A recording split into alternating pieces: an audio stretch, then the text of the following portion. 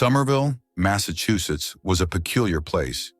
It was a twilight city, straddling the precipice of history and modernity, its streets whispering tales of generations past, while its skyline screamed of the future. Its heart pulsed to the rhythm of rain that autumn evening, an unending cascade, as though the city itself wept for forgotten times. At the nexus of this spectral ballet resided Benjamin Doyle, a man as weathered as the city he dwelt in. He wasn't a Somerville native, but the city had claimed him, pulling him into its rhythm as the sea might claim a lonely pebble.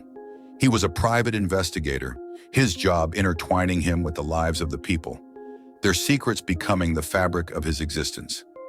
Benjamin sat in his dimly lit office, his fingers tracing the aged outlines of sepia-tone photographs. His gaze held a gentle kindness, the kind that came from understanding the underbelly of human frailty, for he himself was intimately familiar with the serrated edges of the psyche. His own mind, a labyrinth haunted by a monster named anxiety, kept him in a silent struggle, a quiet dance with his demons. The world outside knew only of Benjamin Doyle, the seasoned investigator, not of his battles within. A sudden rap on the door pulled him from his reverie. Mrs. Harriet Wadsworth, an elderly socialite, stepped in, the scent of her expensive perfume wrapping the room in an ephemeral floral shroud. She had a case, one involving her wealthy friends, the Astorwoods and their seemingly innocuous family gatherings around their ancient crypt. As the rain tap-danced on his window pane, he listened to Mrs. Wadsworth. Her words painted a portrait of the Astorwoods, their opulence, their eccentricities.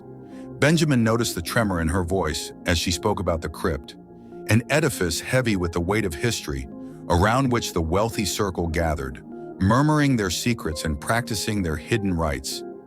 It was this crypt, nestled like a forgotten curse in Somerville's heart, that became his new focus. Mrs. Wadsworth left, leaving behind a trail of unease that hung in the air like stale smoke.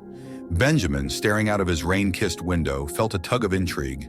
His anxiety, a monster always lurking at the periphery of his consciousness, stirred. He looked down at his hand, the tremor almost imperceptible, but he knew better. This was not just another case.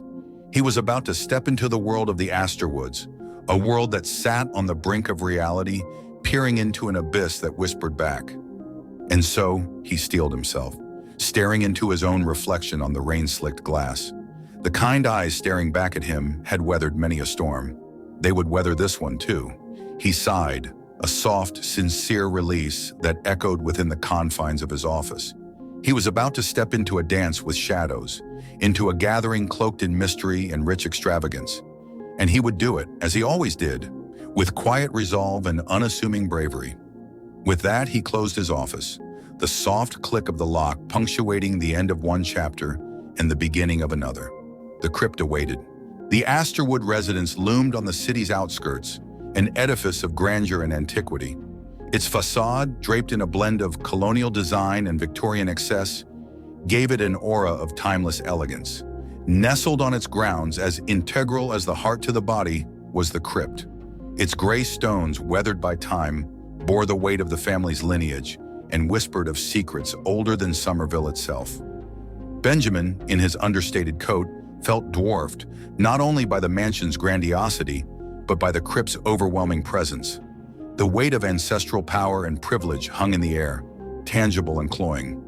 The gathering was a swirl of glittering gowns, whispered conversations, and an opulence that seemed to seep from the very pores of the mansion. Yet amidst the festivities, an odd hush fell over the crowd when he neared the crypt. His presence was like a ripple in a tranquil pond, disrupting the dance of elegance and secrecy. Conversations with the Astorwoods proved as labyrinthine as their mansion. Their words were veiled, often curving back to "those beyond the veil," a phrase that sent prickles of unease crawling down his spine. The crypt, they insisted, was just a family tradition, a commemoration of their rich lineage, nothing more. Their smiles, though, never reached their eyes, their stares colder than the marble floors they stood upon. As the night aged, he found himself pulled into the mansion's undercurrents, into its shadowed corners and hushed whispers. The crypt, bathed in the ghostly moonlight, stood like an ancient sentinel. It was in one such shadowed corner that he overheard a hushed conversation, the voices like rustling silk, speaking of the travelers in the opening of the gate. His anxiety, previously a whisper, now roared in his ears like a cacophony of alarm bells. The crypt, he was certain, held more than just the remains of the deceased. It was a doorway, a tethering point to something otherworldly. He found himself gazing at the crypt, his heart throbbing to a rhythm he did not recognize. A sense of being watched made him turn around. He met the gaze of Mrs. Astorwood, her eyes as unfathomable as a moonlit lake. She smiled, a predatory thing, a knowing nod that sent ice trickling down his spine. It was not a smile of amusement, but of anticipation. "Enjoy the gathering, Mr. Doyle. We've been waiting for you," she said, her voice a winter wind, before she disappeared into the throng of guests. The words hung in the air, a spectral echo that marked the end of the gathering, and for Benjamin, a plunge into the abyss. His heart heavy with dread and curiosity, he left the mansion, the crypt casting a long, ominous shadow. The once familiar streets of Somerville now seemed a foreign land, the quiet of the night echoing the dread in his soul. He returned home, the taste of fear on his tongue and the promise of darker secrets awaiting him. The game had only just begun. In the stillness of the night, Somerville bore the countenance of a sleeping beast, its breath the gentle rustling of leaves, its dreams echoing in the soft hush of the wind. But within the quiet recesses of Benjamin's mind, a storm brewed, the dread of the unknown gnawing at his sleep. The crypt, the Astorwoods, their cryptic utterances, all danced in the shadows of his consciousness. Over the next few days, he scoured the city's library, seeking references in ancient lore and obscure texts. His investigations unveiled tales of otherworldly entities, of gates between realities, and of travelers who crossed dimensions. Each line he read felt like a thread pulling him deeper into the tapestry of cosmic dread, the frayed ends of his sanity held in check only by the strength of his resolve. He visited the Astorwood residence again, this time under the guise of gaining more insights into the family's history. The mansion was quieter, its opulence subdued under the pallid sunlight. Mrs. Astorwood, in her muted elegance, led him through rooms filled with peculiar artifacts. There were figurines of monstrous beings, celestial maps of unknown constellations, and diaries filled with cryptic symbols. As he followed her through the mansion, his anxiety prickled his senses, his pulse keeping a nervous rhythm. It was in the library, amidst the heavy scent of aged paper and time-worn leather, that he stumbled upon a hidden truth. A dusty tome, half concealed behind other books, beckoned him. It was filled with arcane rituals, otherworldly incantations, and mentions of a ceremony involving the family crypt. The veil had lifted. He was staring at a script meant for entities that belonged in another dimension.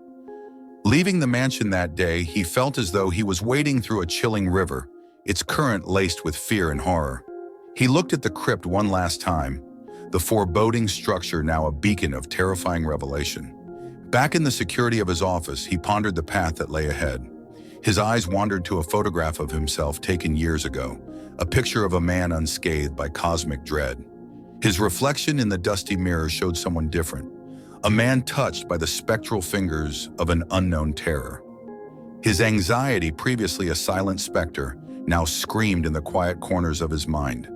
Yet within this cauldron of unease was a flame of resolve. He was a man who danced with his demons, a man who had more battles to fight. The telephone jangled sharply, ripping through his thoughts. It was an invitation from the Astorwoods for their final gathering around the crypt. As he replaced the receiver, he realized his journey was nearing its climax. He had been an observer, a reluctant participant, but now he was to be a central figure in a cosmic narrative, far removed from his understanding. The crypt and its darkness were waiting, ready to consume or be conquered. The sky hung low over Somerville on the night of the final gathering, a dark canvas splattered with indifferent stars. Benjamin, steeling himself for the unknown, donned his coat, its familiar weight offering an illusion of comfort against the cosmic dread he was about to confront. The Astorwood mansion looked sinister under the sickle moon, its windows reflecting back the cold indifference of the cosmos. The crypt, ever present, ever watching, stood like a monstrous sentinel, its stones echoing the ancestral voices of the Asterwoods. Inside, the wealthy circle convened, their faces masks of anticipation. Candlelight flickered, casting an ethereal glow on the gathered, their murmurs a discordant symphony under the mansion's ornate roof. He was not a spectator tonight. He was a part of their ancient tapestry, a pawn in a game played by entities beyond mortal comprehension. As the clock struck midnight, they descended into the crypt, a procession of shadows swallowed by the maw of the ancestral edifice. The air within was heavy with the scent of moss, damp stone, and a tinge of something unearthly. With his heart pounding against his ribs, he followed them into the darkness.